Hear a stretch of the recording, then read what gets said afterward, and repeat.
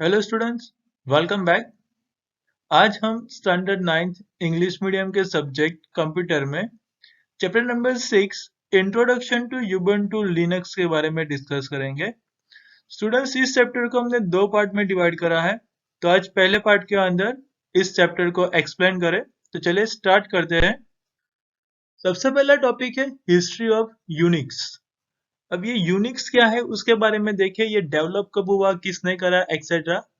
So the Unix operating system developed at the AT&T Bell Laboratories in the 1969 has become a turning point in the development of operating system.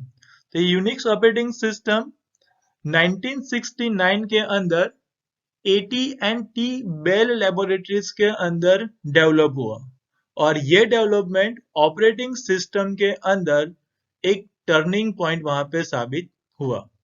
The key persons involved in the development of the Unix were Ken Thompson, Dennis Ritchie, Brian Kernighan, Douglas McCoy and Joy Osana। तो यहाँ पे ये सारे developers के नाम दिए हैं कि यूनिक्स ऑपरेटिंग सिस्टम को डेवलप करने में कौन कौन से डेवलपर्स थे। तो ये सारे पर्सन है Ken Thompson, Dennis Ritchie, Brian Kernighan, Douglas McIlroy and Joe Osana. This system was totally different from the multicast. Multicast का मतलब यहाँ पे है कि it was supposed to be multi-user. So initially it was given the name Unix, that is a single user. तो यहाँ पे जब ये यूनिक्स डेवलप हुआ तो ये Unix operating system Multics operating system से थोड़ा अलग था। और मल्टीकस का यहाँ पे मीनिंग था कि मल्टी यूजर्स एक साथ वहां पे वो यूज कर सकते थे। सो यूनिक्स वहां पे एक सिंगल यूजर्स ऑपरेटिंग सिस्टम थी, इसीलिए उसको वहां पे यूनिक्स नाम दिया गया है। That means a single user. When Unix was developed further and started supporting multiple users, it was given the name Unix. अब जब यूनिक्स का धीरे धीरे डेवलपमेंट हुआ और वो मल्टीपल यूजर्स को सपोर्ट करने वाली ऑपरेटिंग सिस्टम बनी, बाद में उसका नाम चेंज कर हमने रखा यूनिक्स। नेक्स्ट पॉइंट है की सक्सेस फैक्टर्स। तो यहाँ पे यूनिक्स ऑपरेटिंग सिस्टम का सक्सेस होने का रीजन क्या, तो उस रीजन को यहाँ पे देखें कि the developers of the Unix gave Unix operating system with the source code and also gave output online manuals to others for free. यहाँ पे जो यूनिक्स ऑपरेटिंग सिस्टम के जो डेवलपर्स थे उन डेवलपर्स ने क्या करा, क्योंकि यूनिक्स ऑपरेटिंग सिस्टम के साथ उसका सोर्स कोड और जो ऑनलाइन मैनुअल्स थी वो मैनुअल सबको यहाँ पे क्या करा, उन्होंने फ्री में देना स्टार्ट करा। यानी कि फ्री में ऑपरेटिंग सिस्टम मिलती रही और उसके साथ उसका सोर्स कोड ऑपरेटिंग सिस्टम का और ऑनलाइन मैनुअल जो सपोर्ट्स होता है ऑनलाइन, वो भी यहाँ पे उन्होंने फ्री में देना स्टार्ट करा। As a result, many universities, government agencies, and the private companies started using the Unix because of its source code availability, and also it was very easy to make a small amount of change to run Unix on a new platform. तो ये free में मिलने वाली operating system से फायदा ये हुआ कि काफी सारी यूनिवर्सिटीज या फिर गवर्नमेंट एजेंसीज और प्राइवेट कंपनीज ने ये यूनिक्स ऑपरेटिंग सिस्टम यूज करना स्टार्ट करा। उसका रीजन ये था कि इसके साथ जो सोर्स कोड हमें अवेलेबल मिलता था यहाँ पे फ्री में, उस सोर्स कोड के अंदर माइनर से चेंजेस करने के बाद हम नए प्लेटफॉर्म के ऊपर भी यूनिक्स ऑपरेटिंग सिस्टम को आसानी से वहां पे चला सकते थे। Dennis Ritchie and Ken Thompson were awarded the Turing Award, considered to be the Nobel Prize of Computing in the 1983। तो 1983 के अंदर नोबेल प्राइज के जैसे ही यहाँ पे एक अवार्ड है टर्निंग अवार्ड, उस टर्निंग अवार्ड के साथ डेनिस रिची और केन थॉमसन को वहां पे सम्मानित करा गया। तो टर्निंग अवार्ड अपने नोबेल प्राइज के जैसा ही यहाँ पे एक अवार्ड है। फिर नेक्स्ट पॉइंट है फ्री सॉफ्टवेयर मूवमेंट। तो around the early 1980s, various restrictions were placed by the commercial software vendors on a use and sharing of the computer software। तो यहाँ पे 1980s के अंदर वहां पे जो कॉमर्शियल सॉफ्टवेयर थे उस कॉमर्शियल सॉफ्टवेयर के जो यहाँ पे वेंडर्स थे जो सेल कर रहे थे ये सॉफ्टवेयर, तो उनके ऊपर ये सेलिंग का और कंप्यूटर सॉफ्टवेयर को शेयर करने के लिए वहां पे काफी सारे ऐसे रिस्ट्रिक्शन लगे. Due to this, Richard Stallman got an idea to provide all kind of freedom to the users, and he outlined four fundamental types of freedom for users of softwares. तो यहाँ पे जो रिस्ट्रिक्शन लगा उसकी वजह से Richard Stallman ने क्या करा, उसको एक आइडिया आया और उस आइडिया को यहाँ पे उसने इम्प्लीमेंट करा कि मैं ये सारे यूजर्स को क्या करूंगा, फ्री में सॉफ्टवेयर देने की कोशिश करूंगा. और वे फ्री में सॉफ्टवेयर देने के लिए उसने यहाँ पे 4 फ्रीडम्स रूल्स रखे, यानी कि एक फंडामेंटल टाइप्स ऑफ रूल्स वहां पे उसने अलाउ करे, यानी कि उसने वो रखे. He started the GNU project in the 1983. तो ये फ्री में सॉफ्टवेयर प्रोवाइड करने के लिए रिचर्ड स्टॉलमैन ने क्या करा, 1983 के अंदर जीएनयू प्रोजेक्ट का एस्टेब्लिश करा, यानी कि उसने वहां पे वो स्टार्ट करा. To emphasize that GNU was not a commercial system like a Unix, he selected the name GNU means GNU is not Unix. अब GNU प्रोजेक्ट को वहां पे प्रोत्साहित करने के लिए, यानी कि उसको आगे बढ़ाने के लिए कि ये भाई ये कॉमर्शियल सॉफ्टवेयर नहीं है यूनिक्स के जैसा, तो उसने वहां पे उसका नाम सिलेक्ट करा GNU. उसका मतलब था GNU is not Unix. He also started a free software foundation, that is a FSF, for developing the GNU and other entirely free software project. और उसी के साथ इसने यहाँ पे एक फ्री सॉफ्टवेयर फाउंडेशन की भी वहां पे उसने एस्टेब्लिश करा ताकि जीएनयू प्रोजेक्ट को वो ज्यादा डेवलप कर सके और ज्यादा से ज्यादा वहां पे फ्री सॉफ्टवेयर्स वो इस फाउंडेशन के थ्रू सबको प्रोवाइड कर सके. By 1990, as per the proposed GNU operating system, all the major components such as a compiler, shell, libraries, etc. were created, but the core component, the kernel, was unfinished. 1990 के दौरान means तब तक तो GNU operating system के जो major components थे जैसे कि कंपाइलर है, सेल, लाइब्रेरीज एक्सेट्रा, वो सब कुछ वहां पे रेडी थे, मगर जो मेन पार्ट था वो मेन पार्ट अभी बाकी था और वो मेन पार्ट था कर्नल. तो कर्नल वहां पे अभी तक कंप्लीट नहीं था. फिर birth of Linux, freedom and choice. यहाँ पे अब लिनक्स का बर्थ कब हुआ और कैसे हुआ उसके बारे में. In 1990, Linus Torvalds, a student from Finland, developed an experimental operating system kernel for the PC called the Linux kernel, and Linux means Linux is not Unix.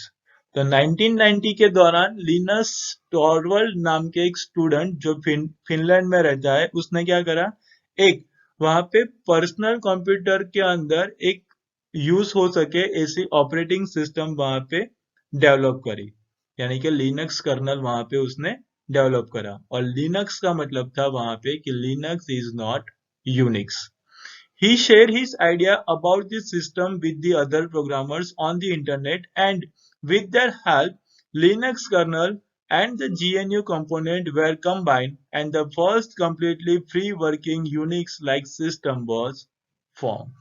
तो फिर लिनस टॉरवाल्ड ने क्या करा कि उसने ये जो आइडिया था वो आइडिया दूसरे प्रोग्रामर के साथ थ्रू द इंटरनेट उसने शेयर करा ताकि वो हेल्प कर सके और उस ऑपरेटिंग सिस्टम जो उसने बनाई थी उसके अंदर वो चेंजेस जो करने थे वो चेंजेस कर सके. तो उस आइडिया जो उसने इंटरनेट पे शेयर करा उसके through Linux kernel and GNU components वहां पे एक साथ इकट्ठा हुए ये प्रोजेक्ट पे काम करने के लिए, और दोनों ने मिलकर यहाँ पे एक first completely working Unix system वहां पे डेवलप करा. This combined system was called GNU और लिनक्स और सिंपली लिनक्स. और ये जो ऑपरेटिंग सिस्टम बनी दोनों के कंबाइंड प्रोजेक्ट के साथ, तो उस ऑपरेटिंग सिस्टम को यहाँ पे जीएनयू और लिनक्स या फिर सिंपली लिनक्स के नाम से जाना गया. At present, a large community spearheaded by a Linus Torvald looks after the development of the Linux kernel. तो यहाँ पे लिनक्स कर्नल को डेवलप करने के लिए लिनस टोरवाल ने एक यहाँ पे अभी इस टाइम पे भी ऐसी लार्ज कम्युनिटी वहां पे उसने डेवलप करा हुआ है, यानी कि बनाई हुई है, जो लिनक्स कर्नल को डेवलप करने में अभी भी वो काम कर रही है. Several other individuals and communities continually work towards providing the better software solution for all common requirements of user with the liberal freedoms. तो यहाँ पे जो भी यूजर्स को यहाँ पे जो सॉफ्टवेयर की रिक्वायरमेंट है, या फिर जो वहाँ पे अपना स्किल्स प्रोवाइड कर सकते हैं, या फिर कुछ प्रॉब्लम्स आती है सॉफ्टवेयर में तो वो उसका सॉल्यूशन दे सकते हो, तो वैसे वाली भी यहाँ पे काफी सारे ऐसे इंडिविजुअल्स या फिर यहाँ पे ऐसी कम्युनिटीज अवेलेबल है जो क्या कर रही है, लिनक्स को डेवलप करने में और लिनक्स ऑपरेटिंग सिस्टम में जो सॉफ्टवेयर्स मिल रहे हैं वो सॉफ्टवेयर्स को बेटर से बेटर फैसिलिटीज के साथ और लोग यूज कर सके, उसके लिए यहाँ पे वो एक साथ इकट्ठा काम भी कर रहे हैं. Ubuntu Linux, Linux Mint, Fedora Linux, Debian GNU or Linux, Red Hat Enterprise Linux, etc. are the various popular versions of Linux. तो यहाँ पे ये Linux versions के सारे नाम दिए गए हैं कि Ubuntu Linux है, Linux Mint है, Fedora Linux है, Debian GNU और Linux है, Red Hat Enterprise Linux है, etc. ये सारे popular versions है Linux operating system के. The next point is some popular operating system for the personal computers. Personal computers में कुछ यहाँ पे जो पॉपुलर ऑपरेटिंग सिस्टम है उसके बारे में यहाँ पे इंफॉर्मेशन दी है. उसमें सबसे पहला माइक्रोसॉफ्ट विंडोज. तो Microsoft window is a proprietary OS and must be purchase for using it. आजकल सारी जगह पर काफी सारे लोग यहाँ पे ये माइक्रोसॉफ्ट विंडोज यूज कर रहे हैं. तो ये माइक्रोसॉफ्ट विंडोज एक यहाँ पे प्रोप्राइटरी ओएस है, यानी कि एक लाइसेंस बेस्ड ऑपरेटिंग सिस्टम है जिसको यूज करने से पहले परचेज करना पड़ता है. फिर second one is Apple OS. तो Apple OS X is also a proprietary OS and comes bundled with the machine manufacture by the Apple and neither work without the other. तो यहाँ पे एप्पल ओएस एक्स है, वो भी यहाँ पे एक लाइसेंस बेस्ड ऑपरेटिंग सिस्टम है जिसको यहाँ पे एप्पल कंपनी के हार्डवेयर के अंदर ही वो वर्क करेगी और किसी और मशीन के अंदर ये ऑपरेटिंग सिस्टम वर्क नहीं करती. The entire hardware operating system and software environment is totally controlled by the Apple to provide a high consistency and reliable user experience. तो यहाँ पे ये जो पूरा हार्डवेयर सिस्टम है या फिर ऑपरेटिंग सिस्टम या फिर सॉफ्टवेयर सिस्टम ये है, वो सारा कंट्रोल करता है एप्पल की कंपनी, और ये इसके लिए वो प्रोवाइड करती है ताकि वो अपने यूजर्स को वहां पे एक कंसिस्टेंसी और एक रिलायबिलिटी एक्सपीरियंस यूजर्स को प्रोवाइड कर सके. उसके लिए ये सारी सिस्टम यानी कि पूरा कंप्यूटर वो एप्पल कंपनी ही मैनेज कर रही है, हार्डवेयर और सॉफ्टवेयर और साथ में ऑपरेटिंग सिस्टम को भी. And third one is Linux.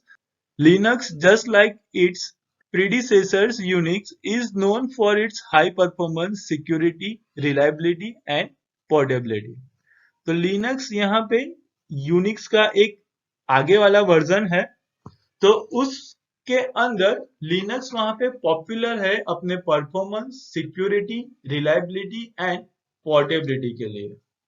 तो हमारी ये जो Linux ऑपरेटिंग सिस्टम है जो Unix के ऊपर से आई हुई है, वो जो यूनिक्स अपने बारे में जो था कि वो परफॉर्मेंस के लिए जाना जाता था, सिक्योरिटीज के लिए जाना जाता था, वैसे ही यहाँ पे लिनक्स ऑपरेटिंग सिस्टम भी वो सारे वहां पे फीचर्स के लिए जाना जाता है, परफॉर्मेंस के बारे में, सिक्योरिटी के बारे में, रिलायबिलिटी के बारे में एंड पोर्टेबिलिटी के बारे में.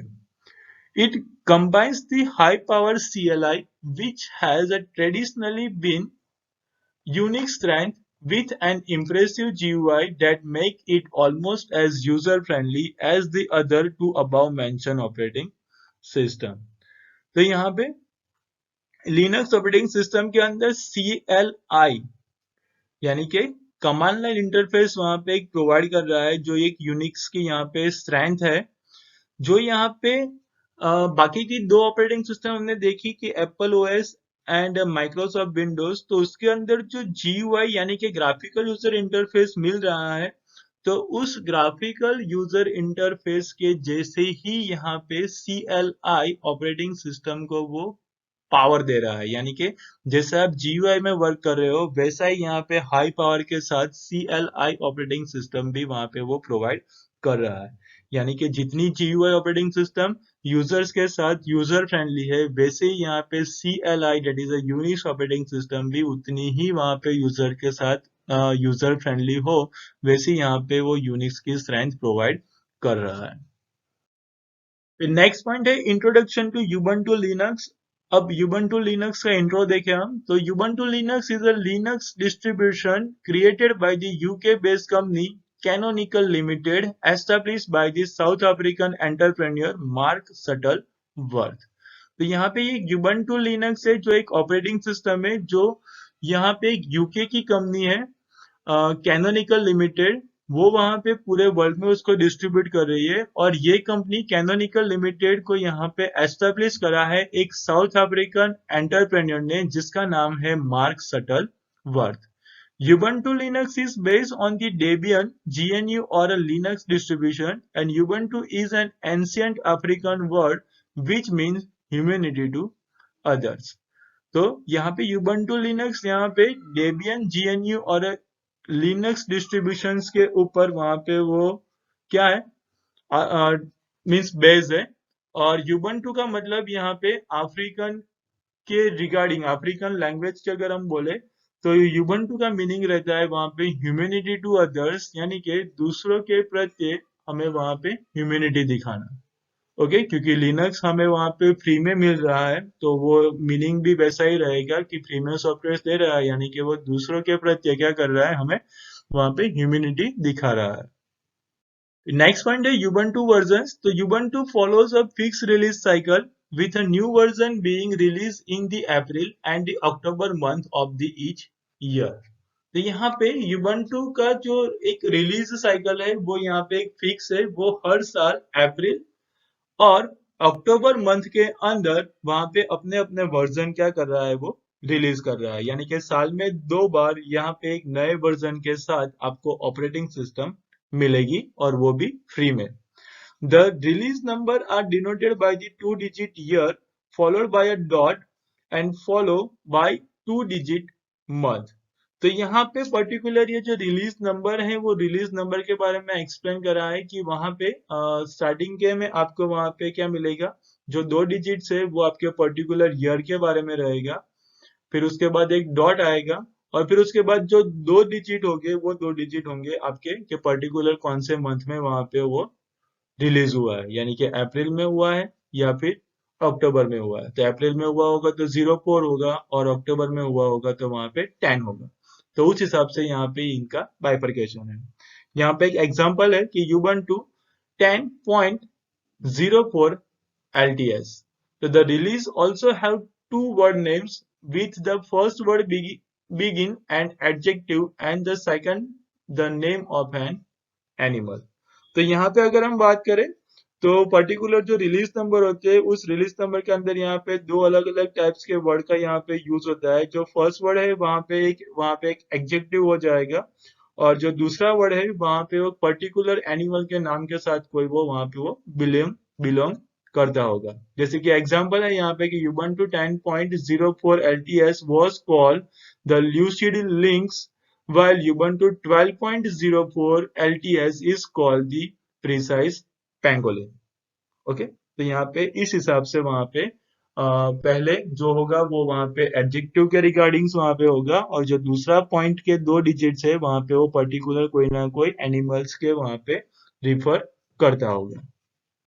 फिर नेक्स्ट पॉइंट है basics concept of the Ubuntu Linux. तो यूबंटू लिनक्स को यूज करने के लिए बेसिक कॉन्सेप्ट हमें याद रखने हैं, वो कौन से है तो देखे वहां पे कि to use the Ubuntu on a regular basis one needs to install Ubuntu. It's obvious thing कि अगर हमें वहां पे यूबंटू को रेगुलर बेसिस के दौरान हमें उसको यूज करना है तो हमें अपनी सिस्टम के अंदर यूबंटू ऑपरेटिंग सिस्टम को इंस्टॉल करना पड़ेगा। Generally, installing a new operating system requires a separate partition on the disk to be made available for the exclusive use of that OS। और जब भी हम कोई नई ऑपरेटिंग सिस्टम अपने कंप्यूटर के अंदर या लैपटॉप के अंदर इंस्टॉल करते हैं, तब हमें वहां पे एक सेपरेट पार्टीशन की रिक्वायरमेंट होती है, ताकि उस पार्टीशन के अंदर हम अपने ऑपरेटिंग सिस्टम के सारी फाइल्स वहां पे इंस्टॉल यानी कि वहां पे उसको स्टोर करके रख सके.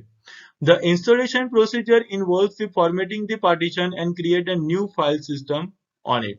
तो जो इंस्टॉल करने की जो प्रोसेस है, वो इंस्टॉल करने की प्रोसेस में काम ये होता है कि पार्टीशन को वहां पे फॉर्मेट करना है, और फॉर्मेट करने के बाद हमें वहां पे क्या करना है, नई फाइल सिस्टम को यानी कि अपने जो ओएस डाल रहे हैं उसको वहां पे इंस्टॉल करवाना है.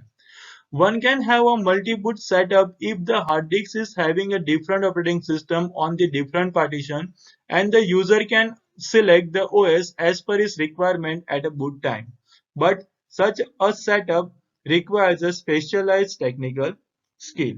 जब हमने यहाँ पे अपने मशीन के अंदर अलग अलग पार्टीशन में यानी कि अपने हार्ड डिस्क के अलग अलग पार्टीशन के अंदर हमने अलग अलग ऑपरेटिंग सिस्टम को इंस्टॉल करा हुआ होगा, तो जब हम कंप्यूटर स्टार्ट करेंगे, तब स्टार्ट करने के दौरान वेरी इनिशियल स्क्रीन के ऊपर वहां पे अपनी ऑपरेटिंग सिस्टम का एक लिस्ट दिखेगा कि आपने विंडोज डाला हुआ है या फिर लिनक्स डाला हुआ है, तो आप उसमें से कोई भी एक ऑपरेटिंग सिस्टम को यूज कर सकते हैं. अगर आपको माइक्रोसॉफ्ट विंडोज यूज करना है तो उसको सिलेक्ट करो और एंटर करो, तो वो माइक्रोसॉफ्ट विंडोज स्टार्ट हो जाएगा. और लिनक्स सिलेक्ट करोगे और एंटर करोगे तो लिनक्स ऑपरेटिंग सिस्टम स्टार्ट हो जाएगी. तो वहां पे आपको वो ऑपरेटिंग सिस्टम का लिस्ट मिलेगा, तो आपको जो ऑपरेटिंग सिस्टम स्टार्ट करवानी हो वो आप वहां पे बूटिंग टाइम के दौरान सिलेक्ट कर कर वहां पे आप ऑपरेटिंग सिस्टम को स्टार्ट कर सकते हो. और ऐसे यानी कि एक ही हार्ड डिस्क के अंदर आपको मल्टीपल पार्टीशन क्रिएट कर कर अलग अलग ऑपरेटिंग सिस्टम को इंस्टॉल करने के लिए आपको एक वहां पे स्पेशलाइज्ड टेक्निकल स्किल की रिक्वायरमेंट होगी. अगर आपके पास ऐसी स्किल नहीं है, तो मे बी शायद आपकी हार्ड डिस्क वहां पे डैमेज हो सकती है, या फिर आपकी ओएस प्रॉपर वर्क नहीं करेगी. तो अलग अलग पार्टीशन में अलग अलग ओएस भी आप वहां पे इंस्टॉल कर सकते हो इन अ सेम हार्ड डिस्क. सिर्फ पार्टीशन अलग अलग करना पड़ेगा. You want to make it very easy to install Linux on a Windows machine by providing a special installer called Woobi, that is a Windows based Ubuntu installer. तो यहाँ पे वूबी करके एक सॉफ्टवेयर है, उस सॉफ्टवेयर का यूज कर कर आप विंडोज के मशीन के ऊपर Ubuntu Linux आप आसानी से वहां पे इंस्टॉल कर सकते हो. Woobi does not require a separate partition for the Ubuntu and installs Ubuntu inside the window partition by reserving a certain amount of disk space for it.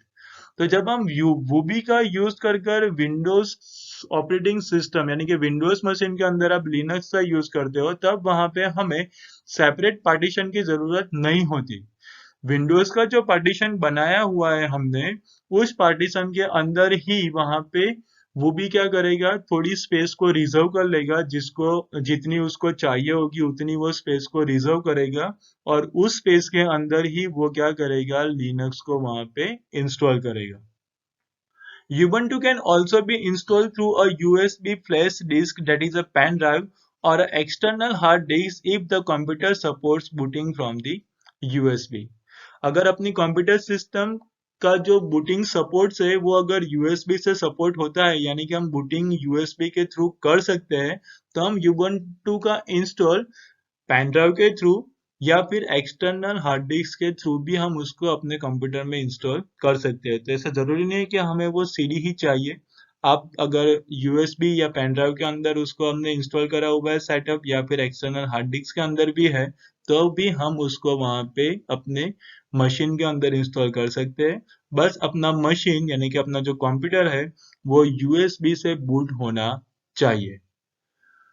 As a Linux supports multiple language and desktops, one can select the desired language as well as desktop. जैसे कि Linux यहाँ पे multiple language और multiple desktop support करता है, तो जिसको जो यहाँ पे लैंग्वेज सिलेक्ट करनी हो या फिर जो डेस्कटॉप सिलेक्ट करना हो, वो अपने पसंद से लैंग्वेज या फिर डेस्कटॉप सिलेक्ट कर सकता है. Physically challenge people can take help of assistive technology. जो यहाँ पे जो फिजिकली चैलेंज पीपल है, तो उसके लिए यहाँ पे असिस्टिव टेक्नोलॉजी भी अवेलेबल है, यानी कि वो वहां पे वो टेक्निक्स का भी, वहां पे टेक्नोलॉजी का भी यूज कर सकता है। जैसे कि यहाँ पे एग्जांपल दिया है कि कौन कौन सी ऐसी टेक्नोलॉजीज होगी, तो कुछ आइडिया आएगा कि सबसे पहला है कि high contrast screen is available for the people having a limited vision. जिस पीपल यानी कि जिस यूजर्स को वहां पे कम दिखता है, जिसका विजन लिमिटेड है, उसके लिए यहाँ पे हाई कॉन्ट्रास्ट स्क्रीन अवेलेबल है, तो उसका वो यूज कर सकते हैं ताकि वो इजीली वहां पे देख सके। और दूसरा है कि screen reader facility is available for दोस्त who can not see at all. जिसको कुछ भी नहीं दिखता, वो वाले यूजर्स यहाँ पे स्क्रीन रीडर फैसिलिटीज का यूज भी कर सकते हैं, ताकि स्क्रीन रीडर से वो सारी टेक्स्ट रीड करें और वहां पे वो उसका यूज भी कर सके। तो जिसको कुछ भी नहीं दिखाई देता, वो भी यहाँ पे इजी थ्रू लिनक्स का यूज कर सकता है with the help of the assistive technologies. And आज का लास्ट पॉइंट कि proper shutdown of Ubuntu OS। तो यहाँ पे प्रॉपरली शटडाउन करना है हमें ऑपरेटिंग सिस्टम को, तो वो देखे। तो it is important to follow the proper shutdown procedure, because if we just switch off the computer or if it shut down unexpectedly, the file system may get damaged or we may even lose the data। तो अगर हमने यहाँ पे Ubuntu operating system को proper shutdown नहीं करा और हमने इमीडिएटली स्विच बंद कर दी, या फिर पावर फेलियर से हमारा सिस्टम बंद हो गया है, तो हमारी जो फाइल सिस्टम है, वो फाइल सिस्टम में भी वहां पे वो डैमेज हो सकती है, या फिर अपने हार्ड डिस्क का कोई भी डेटा हम वहां पे उसको लॉस कर सकते हैं। As a hard disks are much slower than the main memory, operating system actually write the data to main memory। जैसे हमें पता है कि मेन मेमोरी से अपनी जो हार्ड डिस्क है वो स्लोवर है, यानी कि मेन मेमोरी वहां पे ज्यादा फास्टर है कंपेयर टू हार्ड डिस्क। तो ऑपरेटिंग सिस्टम क्या कर रही है कि जो भी हम डेटा वहां पे राइट कर रहे हैं, वो सारा डेटा कहाँ पे सबसे पहले वो स्टोर करेगा, तो कि मेन मेमोरी के अंदर। The data is returned to the disk at a convenient time later on, and this is known as a caching or buffering। फिर ये जो मेन मेमोरी के अंदर जो डेटा स्टोर हुआ है, वो फिर बाद में अपने कन्वीनियंट टाइम के मुताबिक वो डिस्क के अंदर वहां पे वो स्टोर होगा, और ये प्रोसेस को यहाँ पे हम कैचिंग या फिर बफरिंग के नाम से जानेंगे। When we shut down the operating system properly, all the programs are terminated and any unsaved data are written back to the disk before the turning of the computer, and this process is known as a flushing। तो जब हम यहाँ पे system को properly shut down करते हैं, तब क्या होगा कि जितने प्रोग्राम्स यहाँ पे जो चल रहे हैं यानी कि रनिंग है, वो भले ही भी बैकग्राउंड में हो, तो वो सारे प्रोग्राम वहां पे वन बाय वन टर्मिनेट हो जाएंगे, यानी कि वो क्लोज हो जाएंगे। और जो भी अनसेव डेटा है, यानी कि जो मेन मेमोरी के अंदर डेटा अभी भी पड़ा है, डिस्क के अंदर स्टोर नहीं हुआ है, वो क्या होगा, सबसे पहले डिस्क के अंदर स्टोर हो जाएगा, और उसके बाद कंप्यूटर सिस्टम बंद होगी। और ये जो प्रोसेस होगी, उस प्रोसेस को यहाँ पे बोला जाएगा flushing. In Ubuntu, when you click on the icon in the upper right corner, it gives you a menu that includes a various options like the shutdown, sleep or hibernate and switch the user। जब आप Ubuntu के अंदर upper right corner पे जाकर system को shut down करने के लिए आप वहां पे मेनू पे क्लिक करोगे, तब आपको शटडाउन का ऑप्शन मिलेगा, स्लीप या फिर हाइबरनेट का ऑप्शन मिलेगा, और स्विच द यूजर्स का भी ऑप्शन आपको मिलेगा। आपको सिस्टम के मुताबिक जो भी कुछ परफॉर्म करवाना हो, उसके ऊपर क्लिक कर कर आप ऑपरेशन परफॉर्म करवा सकते हो। शट डाउन करवाना हो तो शट डाउन कर लो, स्लीप मोड में डालना हो तो स्लीप मोड में डाल दो, यूजर चेंज करना हो तो स्विच यूजर पे क्लिक करो और यूजर चेंज कर लो। तो उस हिसाब से आप वहां पे उसको ऑपरेट कर सकते हो। तो स्टूडेंट्स, यहाँ पे हमने देखा कि भाई लिनक्स ऑपरेटिंग सिस्टम का डेवलपमेंट कैसे हुआ, सबसे पहले क्या था, उसको डेवलप की रिक्वायरमेंट क्यों हुई, तो ये डेवलप हुआ, किसने करा, कब करा, एक्सेट्रा। उसके फाइल सिस्टम के बारे में हमने देखा कि उसको कैसे यूज करना है, इंस्टॉल कैसे करना है, शट डाउन करना देखा कि कैसे करेंगे। तो ये सारे ऑप्शंस जो भी आपको समझा है, वो सारे आई होप कि आपको समझ में आ गया होगा। अब बाकी के टॉपिक के साथ हम जल्दी वापस मिलेंगे। तब तक good bye, take care and thank you all.